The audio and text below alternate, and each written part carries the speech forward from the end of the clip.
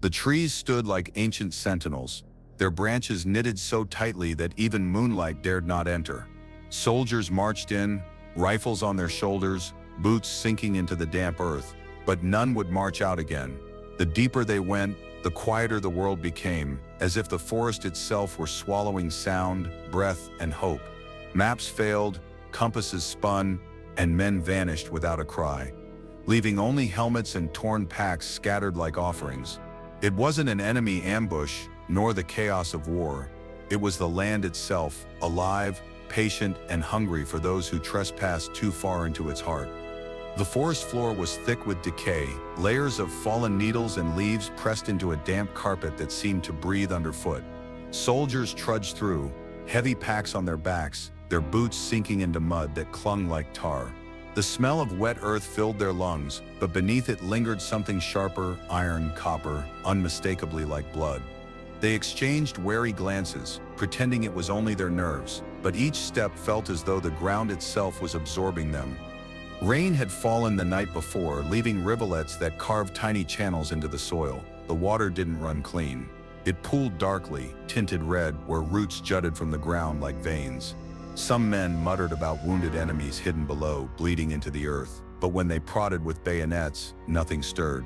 The silence that followed was heavier than gunfire, oppressive and unrelenting, like the trees themselves were listening. As they pressed deeper, the trees grew denser, trunks twisting together until the path narrowed into a single file. Branches scraped helmets and tore at uniforms, their shapes warped and grotesque in the half-light.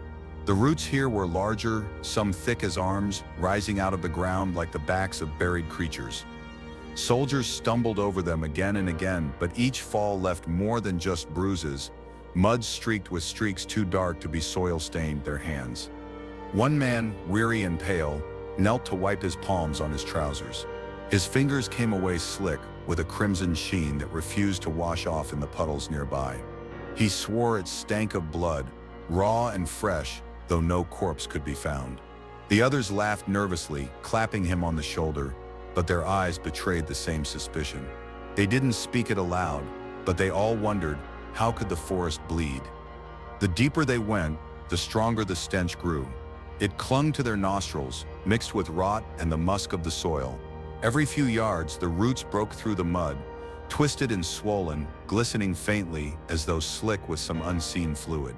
Some men claimed they could hear a faint sucking noise beneath their boots, like the earth itself was drawing something downward. Each step was slower, heavier, as if the forest resisted their presence. At dusk, the men set camp beneath a thick canopy. Lanterns flickered, their glow swallowed almost instantly by the dark. A few dug shallow pits for fires, but when their shovels struck roots, a foul ooze seeped upward. It wasn't sap, too dark, too viscous, too metallic in scent. The firewood sputtered and hissed when the liquid touched it, throwing sparks like angry warnings. Unease spread across the camp, thicker than the smoke. That night, the first scream came. A soldier on watch swore he felt the ground move beneath him, a shiver that ran through his legs into his chest. Before he could call out, the earth buckled and he was thrown face first into the roots.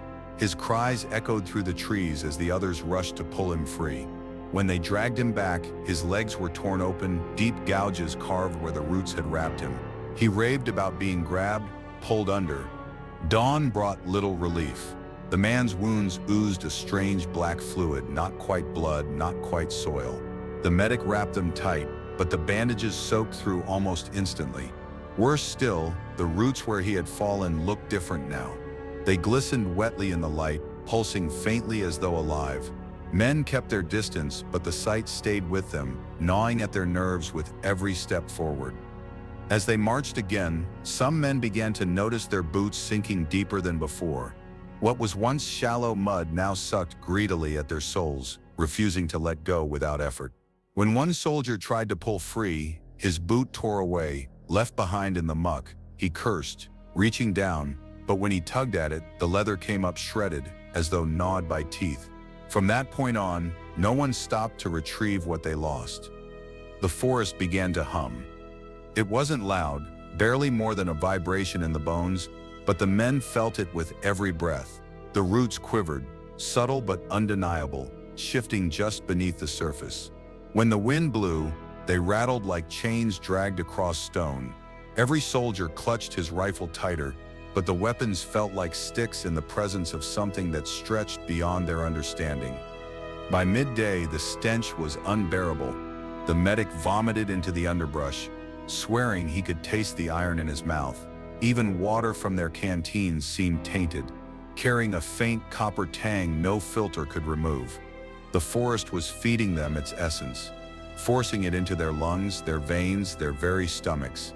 Some whispered it was a curse, others muttered prayers, but all knew something unnatural thrived here.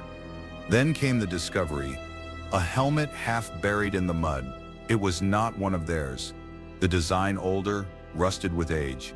When they pried it free, it was filled with dried soil, roots bursting from its eye slits like skeletal fingers. Beneath it, bones lay entwined with the roots, not scattered but fused, wrapped tightly, as if consumed and held in place. The men backed away in horror, but the ground seemed to tremble with satisfaction. One soldier, trembling, aimed his rifle and fired into the mass of roots. The shot cracked through the trees, echoing like thunder. For a moment, silence followed. Then, a spray of dark fluid erupted from the wood, spattering his face and chest. He screamed, clawing at his skin, as though the liquid burned. His comrades dragged him back, but his cries grew hollow, his eyes distant, as if the forest had reached inside him and stolen something vital. They carried him for miles, his body limp, but before long he began to mutter. His voice was not his own.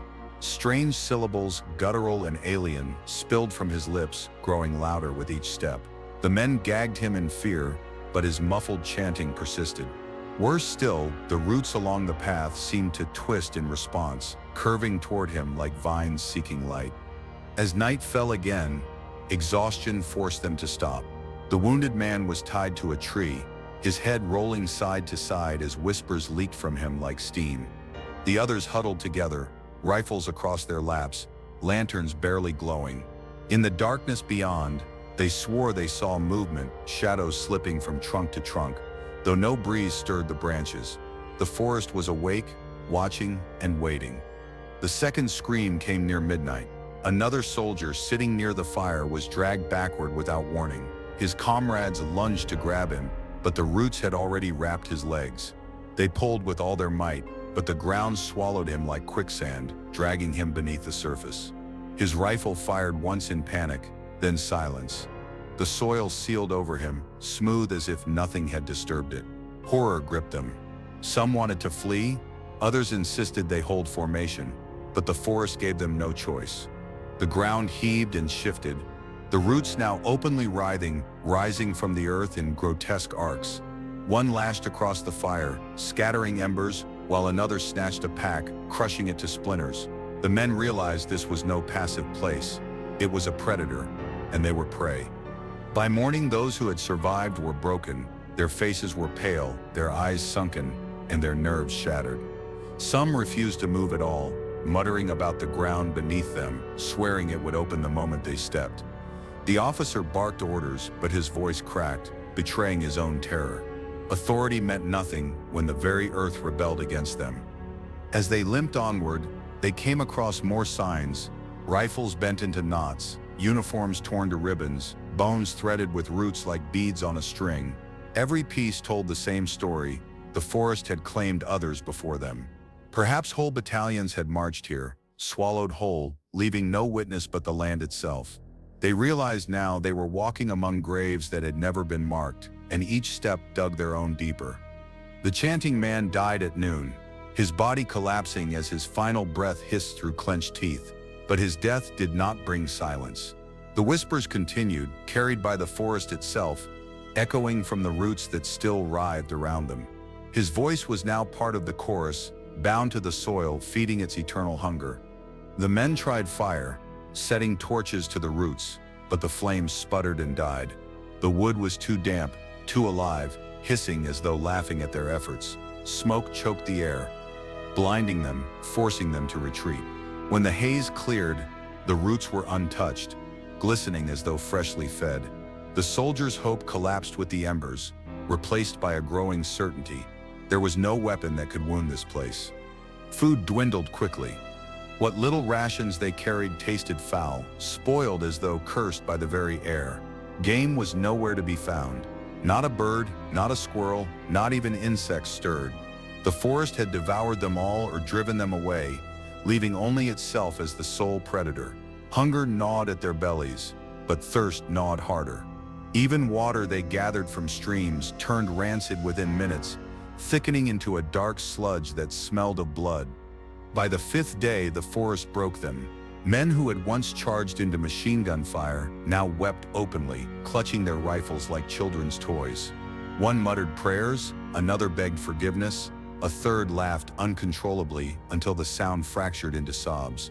They were no longer a unit, no longer soldiers, just lost men waiting for the ground to decide whose turn it was. At dusk, one soldier disappeared without a sound. His comrades turned to find only his helmet resting on the roots, blood dripping from within. The roots pulsed faintly, as though savoring their feast. The men did not retrieve the helmet, nor did they speak of him again. Fear had hollowed them out, leaving silence where courage once lived. On the 6th night, the officer vanished. His pistol lay in the mud, barrel bent unnaturally, as though crushed by an unseen hand. Without him, discipline dissolved entirely. The remaining soldiers staggered in all directions, some running into the forest screaming, others sitting motionless until the roots claimed them. No one fought anymore. There was nothing left to fight. The forest was still. The roots stretched lazily, curling back beneath the soil. Sated for now, the clearing where they had camped bore no sign of struggle, no blood, no bodies, only scattered gear sinking slowly into the earth. The forest had taken what it wanted, leaving silence in its wake. And so the land endured, patient and eternal.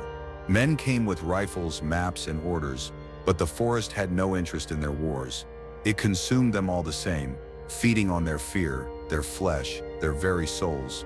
Long after their bones had vanished, their whispers remained, carried on the wind through branches that never stopped reaching for more. The rain-soaked ground held their weight in clear impressions. Rows of boots pressed into the mud, each step deeper than the last. The soldiers followed the line of tracks, using them as proof that their unit was still intact. Yet, as they advanced, the prints began to distort. The edges blurred, the spacing grew irregular, until they looked less like the march of men and more like something being dragged. The further they traced them, the less sense they made. At first, it was simple misstep, one soldier lagging behind or stumbling on uneven terrain. But then entire sets of prints veered off abruptly into the trees, stopping cold against roots. No sign of bodies, no dropped gear, only the sudden end of movement. The men stared at the trail in silence, their minds filling the void with answers they did not dare to speak. How could boots vanish without leaving a trace of where their owners had gone? The officer demanded discipline, ordering them to mark the trail and press on. His voice was steady, but his hands trembled as he unfolded his map. The compass needle spun erratically, refusing to point true north. Even the map seemed unreliable now, the landmarks mismatched with the terrain before them. But the prints, those were undeniable. They gave the illusion of direction, though each step drew them deeper into a place that didn't want to let them go. By midday, the tracks multiplied. What began as the impressions of their own squad grew into dozens, then hundreds, weaving over one another in endless lines. Some belonged to their boots, recognizable by shape and tread, but others were older, stamped deep into hardened soil long since dried. They bent at odd angles, overlapping, leading both forward and back, as though generations of men had marched endlessly in circles until the forest claimed them. The medic crouched to examine one particularly deep print.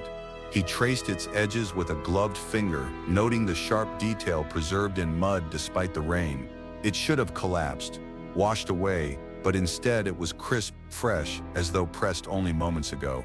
Yet, when they compared it to their own boots, it was larger, heavier. The soldier who had left it had never marched beside them. Whoever had been here long before and had never left. Night fell, and the prints grew stranger. Lantern light revealed impressions that shifted when watched. One moment they pointed forward, the next they seemed to angle back toward the men themselves. A few soldiers swore they saw prints appear as they looked, forming in wet earth as if unseen feet marched alongside them. Every new discovery eroded their resolve, each man struggling not to speak the truth. Something else was walking with them. One soldier broke from the line, following a set of tracks that veered sharply into a grove. The others called after him, but he shouted that he could see someone ahead. His lantern bobbed as he vanished into the trees. Minutes passed, then hours. His boots never returned, though his prints did, coming back from the grove, weaving into their own, as if he had rejoined the squad. Yet his body was nowhere to be found. Panic grew in whispers. Some muttered that the prints belonged to ghosts of past battles, soldiers trapped forever in endless marches. Others claimed the forest itself created them, luring men deeper into its heart. The officer silenced such talk, but his authority was thinning. Each time he barked a command, his men's eyes flickered toward the mud, waiting for the ground to answer in silence. The rain returned, heavier this time, pounding the canopy and turning the ground to a mire. The men hoped it would wash the prints away, erase the trail that twisted their minds. But when the storm passed, the impressions were sharper than before. Water pooled in each one, glistening in pale moonlight, as if the forest was preserving them deliberately. What was meant to vanish only grew clearer, mocking their hope of escape. By the third day, fatigue gnawed at every man. They stumbled forward, following prints they no longer trusted. The paths overlapped so thoroughly now that direction was meaningless. One soldier collapsed, his strength gone. They tried to lift him, but he pointed weakly at the mud, his voice a hoarse whisper. His own boot prints ended just a few steps behind him. From where he stood onward, no trace remained. The earth had erased his journey. The silence that followed was unbearable. Men stared at their own feet, desperate to see their tracks forming behind them. Some stamped deliberately, forcing the mud to take their weight. But when they looked back minutes later, the marks were gone. Their presence was being erased piece by piece, as though the forest denied they had ever walked its paths. Fear shifted from whispers to choking terror. They were being unmade. At dusk, a soldier screamed. His boots had fused with the ground, sinking so deeply that no force could pull him free. They tugged at his arms, fired rifles into the roots, but nothing worked. The mud crawled over his legs, swallowing him slowly. He begged them to cut him loose, but even when they severed his straps and tore at his uniform, the earth refused to release him. His last cry echoed until it cut off abruptly. His boots remained, empty, filled with mud. The men carried on, shaken and broken. None dared look back now. They feared what they would not see, or worse, what they would. Still, the prints followed them, always fresh, always clear, sometimes even ahead of them, mocking their march. It was as if the forest walked with them, guiding them toward a fate it had already chosen. Their steps were no longer their own. Some soldiers began to laugh, short, broken bursts that ended in sobs. They joked that the prints led to freedom, to a path out of the endless trees, but their hollow voices betrayed their despair. The officer tried to rally them, shouting that survival depended on discipline. Yet even he stumbled when he realized his own prints vanished behind him, erased before his eyes. Authority faltered in the face of vanishing existence. On the fourth night, the men discovered an old camp, tattered tents, rusted weapons, and boots lined neatly along the edge of a fire pit. Each pair faced outward, their souls dark with dried mud. But there were no bodies, no bones. Only the boots remained, preserved as though waiting for their owners to step back into them. One soldier fled at the sight, screaming into the dark until his voice was swallowed by the forest. His prints remained for an hour, then disappeared. The medic refused to sleep. He spent the night sketching the prints in his notebook, desperate to preserve proof of their existence. But by dawn, the pages were blank. Every drawing had faded, ink absorbed by the paper, as though it too belonged to the forest. He snapped the book shut, eyes wide, whispering that the land didn't just erase their bodies. It erased their memories, their history, their very reality. The officer ordered them forward, though no one knew in which direction. Every path looked the same. every tree identical. The prince guided them relentlessly, circling back upon themselves, leading them deeper. Their sense of time dissolved. Days blended into nights, nights into days, until the men could no longer count how long they had marched. Only the prince mattered, and the prince led nowhere. Hunger sharpened despair. Rations spoiled, water turned foul, and exhaustion left men stumbling like sleepwalkers. Some stopped altogether, sitting cross-legged in the mud, staring at their feet as if waiting for the prince to vanish. When they did, the men smiled faintly as though relieved. Then they toppled forward into the earth, never rising again. Their comrades didn't look back. They couldn't bear to see nothing where once a man had been. By now, the prints were endless. Entire valleys seemed covered in them. 1,000 steps pressed into every surface. The soldiers marched across a history of erasures, a graveyard with no bones, and still, their own steps faded faster now, dissolving the moment they looked away. It was as if the forest was impatient, eager to claim them entirely. One night, the squad stopped at a clearing. Desperate for rest, they woke at dawn to find no trace of their presence. The fire pit was gone, their gear half swallowed by the earth. Even the trees seemed to lean differently, as if closing the space behind them. The forest denied that they had ever existed. Terror spread like sickness. They weren't just being hunted, they were being erased. Another soldier disappeared mid-step, his body vanishing as if dissolved into fog. His rifle clattered into the mud, but his prince remained, then faded moments later. The squad stared at the weapon in horror, none daring to touch it. They left it behind, unwilling to risk carrying the mark of a man who had ceased to exist. The silence of his absence was louder than any gunfire. The officer collapsed at last, muttering to himself as he clawed at the ground. He tried to carve his name into the soil, but each letter smoothed over before he could finish. Desperation turned to madness as he shouted that even God couldn't find him here. His men watched in silence, too broken to intervene, as the earth consumed the letters and his will together. By the 7th day, only a few soldiers remained. They staggered like phantoms, eyes hollow, lips cracked. Every step forward was meaningless, every print temporary. The forest had stripped them of direction, of hope, of existence itself. One by one, they collapsed, their final breaths lost to the silence. Their boots sank into the mud, leaving impressions that lasted just long enough to taunt the survivors. When the last man fell, the forest sighed. The prince dissolved into nothing, the ground smoothing over as though no march had ever passed. Silence returned, heavy and eternal.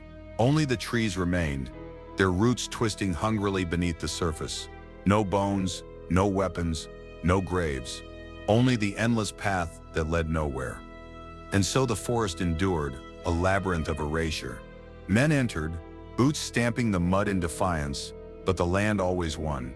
Each step was borrowed time, each print a promise broken by the soil itself.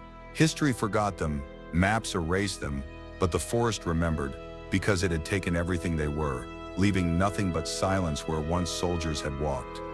The trees rose higher than cathedrals, their trunks gnarled and endless, vanishing into crowns of tangled branches above. The canopy sealed itself like a vast ceiling, shutting out the world beyond. At first, the soldiers were grateful for the shade, the respite from sun and rain, but soon they realized how little light pierced through. Noon looked like twilight, and twilight looked like night. The sky no longer existed, it had been swallowed by the forest. As they marched, the men tilted their heads upward, searching for any crack of blue.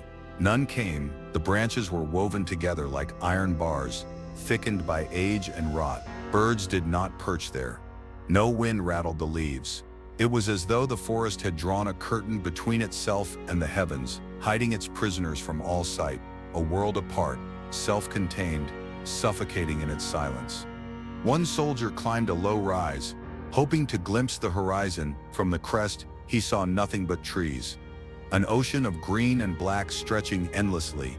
The canopy rippled with shadows that moved independently of the wind. He stumbled back down, his face pale, swearing that something was crawling across the branches far above. None dared to climb and confirm it. The deeper they went, the thicker the ceiling grew. Lanterns burned even during daylight hours, their flames guttering in the damp. Shadows stretched unnaturally long, bending away from their owners. Some men claimed the shadows detached at night, wandering beneath the canopy like phantoms. They huddled close together around campfires, but even the firelight could not pierce the roof above. The stars were gone, the moon gone, all swallowed by the forest. It became impossible to tell time.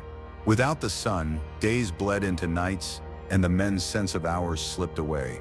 Watches ticked on, but their faces blurred in the half-light, unreadable. Hunger gnawed, thirst burned, but no one knew how long they had been marching. They were trapped not only in a place, but in a moment, a suspended prison beneath the ceiling of branches. The officer tried to maintain discipline, calling out times for rest, for food, for guard duty, but his orders rang hollow. Men muttered that the forest had no day, no night, no order beyond its own. Some laughed bitterly, whispering that they were already dead, their lives cut from the sky above. Without sun or stars to anchor them, they belonged only to the darkness. A soldier lit a flare one evening, determined to see how far the canopy stretched. The bright red glow hissed as it soared upward, but instead of illuminating the branches, the light was smothered halfway, vanishing into a choking blackness. No leaves burned, no smoke rose, the flare simply disappeared. Terror spread through the ranks as the men realized even fire could not reach the ceiling. Strange sounds echoed above them, creaks, groans, the rustle of something vast moving overhead. At first they dismissed it as branches swaying, but no wind stirred below. Some swore they saw massive shapes crawling through the leaves, shadows with wings and claws. When one soldier claimed he felt droplets land on his helmet, warm and sticky, they looked up in horror but saw only blackness. His helmet carried a dark stain that smelled of rot. The canopy seemed to grow denser each day. Branches leaned lower, leaves pressing inward, until the path itself darkened into near night. The men raised bayonets, hacking at the growth, but it resisted. Blades dulled, splintered, bent, as if the branches were harder than steel. No cut remained. Each wound closed within hours, knitting itself whole again. The forest healed faster than it was harmed. One soldier collapsed to his knees, arms spread wide. He shouted into the air, demanding the sun, begging to see the stars. His voice echoed through the canopy, swallowed before it could return. He wept into the mud, his sobs loud enough to wake the camp. When they tried to lift him, he resisted, clinging to the soil. By dawn he was gone, and where he had knelt, the branches pressed even lower, sealing the gap above. Fatigue gnawed deeper with every step. Without light, the men's bodies faltered. Their skin grew pale, their eyes bloodshot, their strength drained. They marched like shadows themselves, arms and legs trembling with weakness. The medic warned of sickness, but even he had no cure for a sky stolen. Whatever force controlled the canopy was leeching them, feeding on their slow collapse. As the squad pressed forward, one soldier pointed upward in terror. A patch of light gleamed faintly between branches. Too faint, too strange. It was no sunbeam, but a pale, silvery glow. It pulsed, beating like a heart, spilling a ghostly illumination down upon them. For a moment, hope flickered, but then the glow shifted, narrowing into a pair of colossal eyes staring through the canopy. The light vanished, leaving only darkness. They tried building fires larger, feeding them with rations, clothing, even their own maps. The flames climbed high but always bent downward, forced back to the earth. Smoke billowed upward, only to flatten against the branches and seep sideways into the trees. Nothing could rise past the barrier. The forest wanted them grounded, bound to its soil, severed from the heavens forever. Nightmares plagued them in their restless sleep. Men dreamed of skies alive with wings, clouds made of screaming faces and stars that bled. They woke gasping, drenched in sweat, swearing they had seen the canopy peeling open above them. But when they looked, it was whole, seamless, its branches locked tightly like jaws. Whatever they dreamed, the forest ensured it never reached their waking world. One morning, the officer forced them to march in silence, determined to conserve strength. The men obeyed, their boots slapping softly against mud, But above, the sounds grew louder. Scrapes, tearing wood, the thrum of vast wings.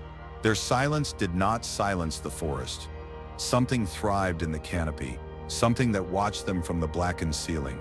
The more they listened, the more certain they became that the sky itself was alive. Desperation turned to mutiny.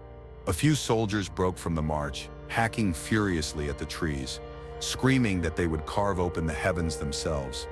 Their blades splintered, their hands bled, but the canopy absorbed every strike.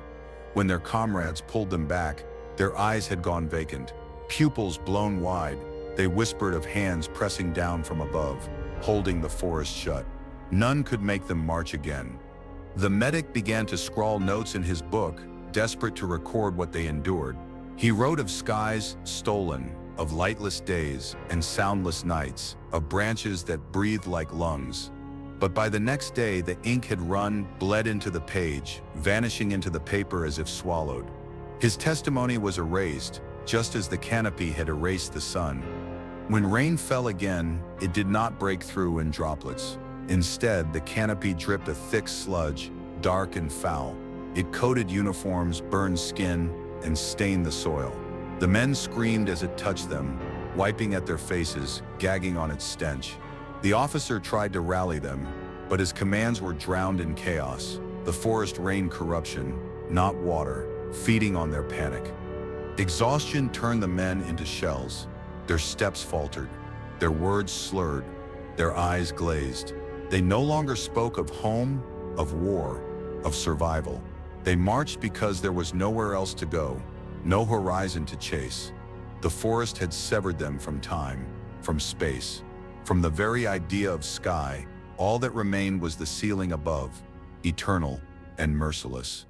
At night, one soldier dared to whisper what they all thought, that they had been buried alive, walking beneath the roots of the world instead of under its sky. None laughed, none denied him. For the first time, the idea felt like truth. They were no longer on the surface. They were entombed in a world without light. One dawn, if it could be called that, they found a clearing where the canopy opened slightly. Faint rays of sunlight speared through, weak but real. Hope surged in their chests as they rushed forward, arms outstretched. But as they stepped into the glow, the branches above groaned, twisting tighter, sealing the hole shut. The sunlight vanished, as if it had never been. Hope was crushed with it. The officer collapsed then, staring at the canopy with lifeless eyes. He murmured that the sky was gone, stolen, hidden by a force greater than any war. His men gathered around him, their faces hollow, their bodies broken. The forest above stretched endlessly, a ceiling without cracks, a prison without escape. One by one, soldiers stopped looking upward. The sky was a memory now, no longer a reality. Their world was darkness, dampness, roots, and rot. They belonged to the canopy, and the canopy belonged to them. Above, something shifted, vast and hungry, pressing closer with every passing step. The march continued. The men staggered on, their eyes fixed on the ground, never daring to look above again. The ceiling loomed eternal, impenetrable, waiting. The forest had taken the sky, and soon it would take everything else. The men first noticed it at dawn, when the forest still dripped with last night's rain. A faint rhythm pulsed through the silence, dull thuds like boots striking mud. At first they thought another unit was nearby, marching in formation through the pines. Relief flickered across weary faces, but when they turned toward the sound, the trees only swayed in silence. The footsteps grew louder, yet no one appeared. The officer ordered them to halt, straining his ears against the noise. The beats were steady, disciplined, unmistakably human, but they came from all directions at once, north, south, ahead, and behind. The men turned in circles, rifles raised, trying to catch sight of the column they could clearly hear. The sound of boots pressed closer, then retreated, as though invisible soldiers marched around them in endless circles. One soldier whispered that it was only an echo, a trick of sound carried by the trees, but the forest was too dense for echoes, too heavy for sound to travel far. Besides, the noise was not hollow. Each step was sharp, deliberate, like flesh and bone pressing into earth. The men stood frozen, unable to shake the feeling that ranks of unseen soldiers surrounded them. The rhythm continued into the night. When the men lay in their tents, the boots thudded steadily, never ceasing. Some swore the sound shook the soil beneath them, rattling through their chests like a drumbeat. Sleep was impossible.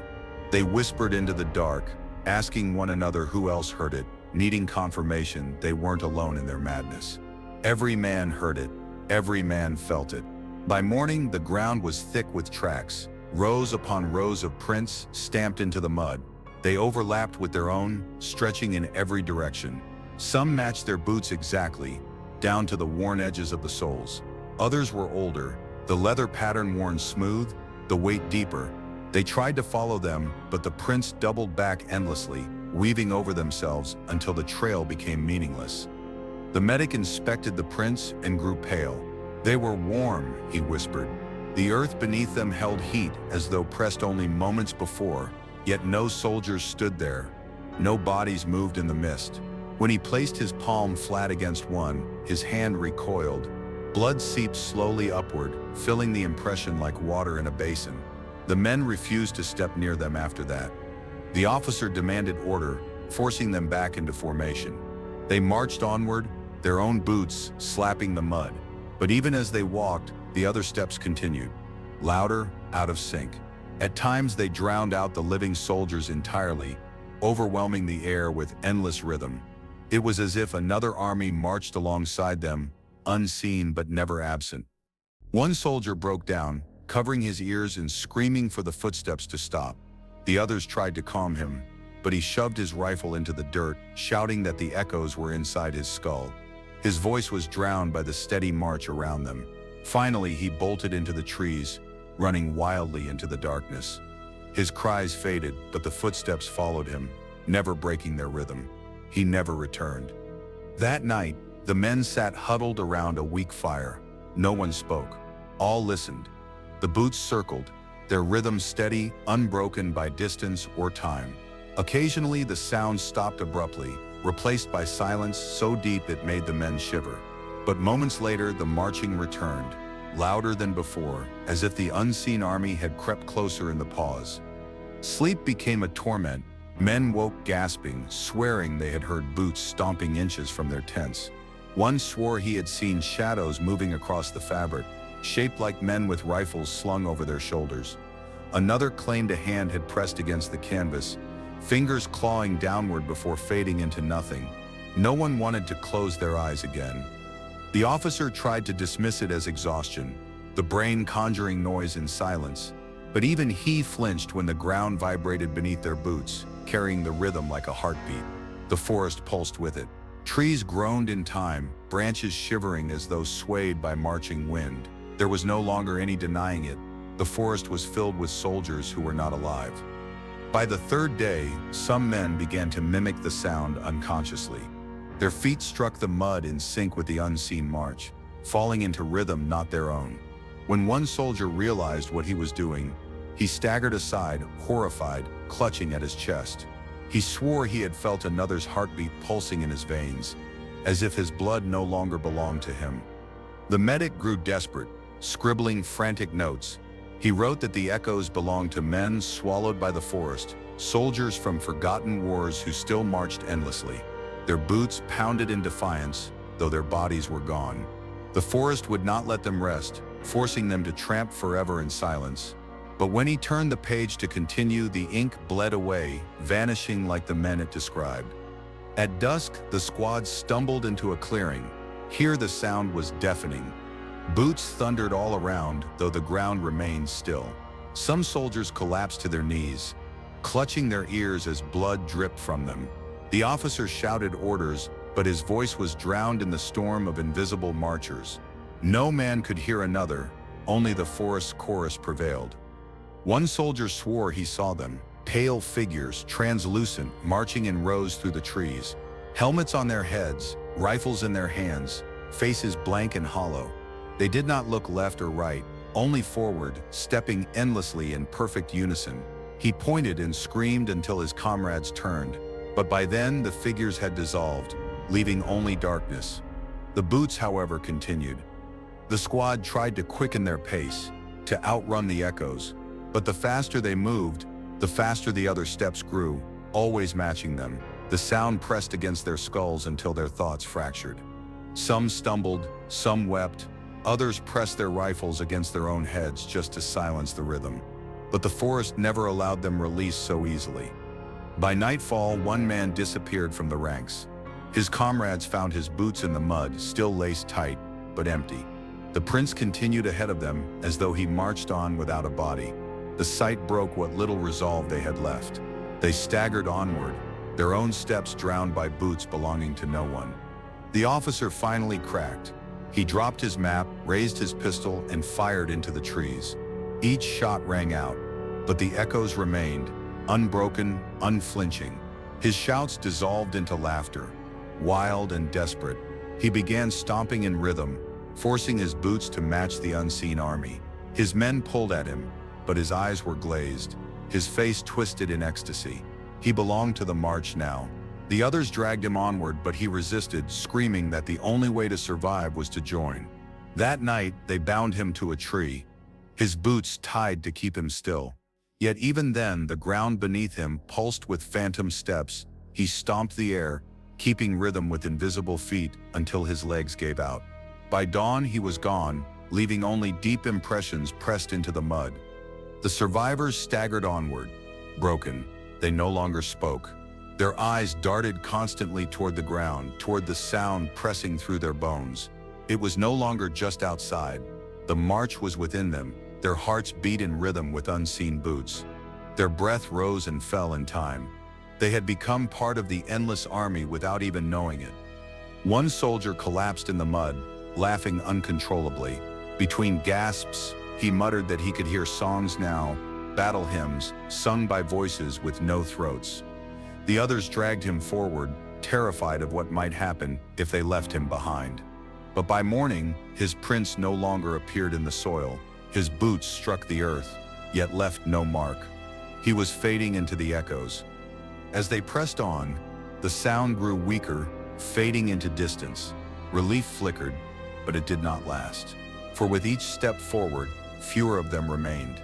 Boots vanished mid-march, prints erased, bodies dissolving into nothing. Those who survived looked around in despair, realizing the echoes had not stopped. They had simply swallowed more men into their ranks. By the end, only a handful remained. They marched in silence, their heads bowed, refusing to look at the ground, for to see no prints where boots struck would be to accept they were already gone. The echoes carried on without them, endless, eternal, indifferent. The unseen army was vast, and it was growing, and so the march never ceased. Long after their voices faded, long after their bodies vanished, the footsteps remained. The forest carried their rhythm through every root, every leaf, every shadow. Soldiers entered, soldiers vanished, but the sound endured. A chorus of endless boots, pounding forever, echoing through the pines where no living army marched. The officer spread the map across a crate, lantern light flickering over its worn surface. The lines promised certainty. Roads, rivers, paths carved through wilderness. But when the soldiers looked up, the forest around them bore no resemblance to the page. Every landmark marked in ink was absent. The trees stretched endlessly in every direction, mocking the fragile paper meant to control them. They marched east where the map showed a clearing. Hours later, the trees only grew denser, trunks pressed together like prison bars. When they backtracked to correct course, they found no trace of their old trail. The forest had rearranged itself, paths twisting like serpents. The map said east would free them. The forest said east was nowhere. The compass was no better. Its needle spun lazily, pausing only to point toward directions the officer swore were impossible. North led to bogs where no water was drawn on the map. South ended in cliffs the page insisted didn't exist. Even when they marched straight for hours, the compass looped back on itself, sending them into spirals. The forest allowed no straight lines. By the second day, suspicion tore at the men. Some accused the officer of misreading the map. Others claimed it was outdated, but when they inspected it closely, details seemed to shift. Rivers crawled across the parchment like veins, Hills warped into valleys, and paths faded as they searched for them. The ink itself betrayed them, rewriting their fate in silence. One soldier swore the map was alive. He stabbed at a river drawn in blue, insisting they should have crossed it by now. But as he pressed his finger against the page, the ink bled upward, staining his skin like blood. He screamed and flung it away, but the stain clung, soaking into his hand.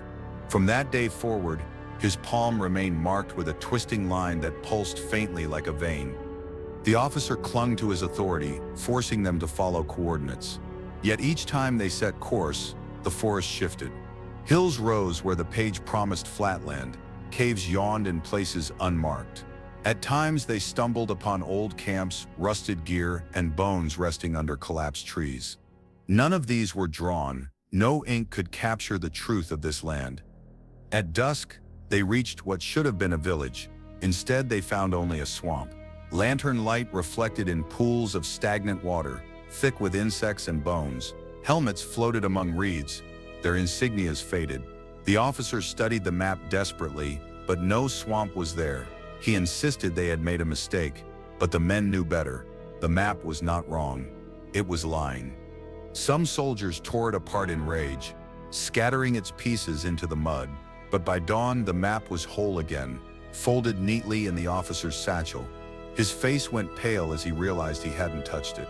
The men whispered that the forest itself wanted them to carry it, to follow its false promises deeper into its heart. The more they relied on it, the stranger their world became. Rivers shifted overnight, running uphill. Valleys closed into ridges where they had slept hours before. Even stars, when glimpsed through rare cracks in the canopy, shifted places, constellations rearranging into symbols no one recognized. The map mirrored them all, changing each time they looked, its ink alive with the forest's deception. One soldier begged to destroy it again. He struck a match and set the parchment aflame. The fire consumed it, curling its edges black. But when the smoke cleared, the map lay untouched, folded in the officer's hand. The soldier collapsed to his knees, sobbing, realizing the forest was not merely twisting paths. It was twisting reality itself. The men lost all sense of distance. Days stretched into weeks, though their rations suggested otherwise. A river they crossed one evening appeared again the next morning, identical down to the reeds. When they tried to mark trees to track their movement, the carvings vanished overnight, bark smooth and unbroken. No landmark remained. The forest erased their every attempt to prove they existed within it. Desperation grew violent. A fight broke out when one soldier insisted he knew the way, pointing west where the map drew nothing. Another argued they should follow the ink no matter how false, because it was the only guide they had. The officer silenced them, but even his eyes betrayed doubt. The authority of ink had been shattered. Nothing could be trusted. The medic attempted to redraw their own map, charting each path by memory. For a time, it seemed to work, until they reached a ridge he had drawn clearly. When they crested it, they found themselves standing at their own camp, staring at the ashes of last night's fire. The men dropped their rifles, stunned. They had circled without ever turning back. At night, strange shapes appeared on the map when no one touched it. Symbols etched into the parchment, symbols none of the men recognized. Circles with jagged lines, arrows pointing inward, shapes resembling roots twisting into knots. The officers swore they meant nothing, but the soldiers disagreed. They whispered that it was a message from the forest itself, telling them they belonged to it now. One evening, the officer woke screaming. He had dreamed of the map wrapping around him, suffocating him like a shroud. When the others rushed to calm him, they found the parchment clutched in his hands, its edges bleeding ink across his uniform. The stains soaked through the cloth, reaching his skin like veins. He wept silently, swearing he had not touched it. The map became an obsession. Some stared at it for hours, swearing it whispered directions in the rustle of its folds. Others refused to look at it at all, muttering that its lines shifted to match their thoughts, leading them exactly where they most feared. The squad fractured, half clinging to the paper, half cursing it as a curse they could not throw away. One soldier tore it from the officer's hands and bolted into the trees, shouting that he would burn it in fire far from camp. The others chased, but his voice cut off in a strangled scream. They found no body, only scraps of his uniform tangled in roots. The map was back in the officer's satchel, pristine, folded, as if nothing had happened. The forest thickened with each lie they followed. Paths shrank into tunnels of roots, rivers twisted into spirals that led back on themselves. The men grew gaunt, hollow-eyed, muttering that the forest was shrinking, drawing tighter around them. But the map still unfolded endlessly, each time revealing new paths, new traps, new false hopes. It offered no escape, only deeper descent. When the officer finally broke, he hurled the map into the fire. Flames roared, devouring it whole. For a brief moment, relief washed over the men. They stared into the blaze, watching the cursed paper curl into ash. But when they turned away, the officer's satchel bulged once more. He pulled it open with trembling hands, and there it was, unburned, waiting. Some soldiers refused to march after that. They sat in the mud, arms crossed, muttering they would not be led in circles any longer. But when the others tried to leave them behind, the map shifted in the officer's hand, erasing the path AHE. When dawn finally broke over the tree line, the battlefield lay eerily silent. No smoke, no clash of steel, just rows of gear abandoned in the mud, as if men had stepped out of existence. Reports were buried, names scratched from records, and the forest closed its branches as though nothing had ever happened. Yet locals still whisper of the ground that shifts when walked upon, of cries carried on the wind long after nightfall. Maybe those men weren't lost to history at all. Maybe they remain here, claimed by a forest that does not forget. And if you ever step beneath its canopy, remember some battlefields are still fighting, long after the war is done.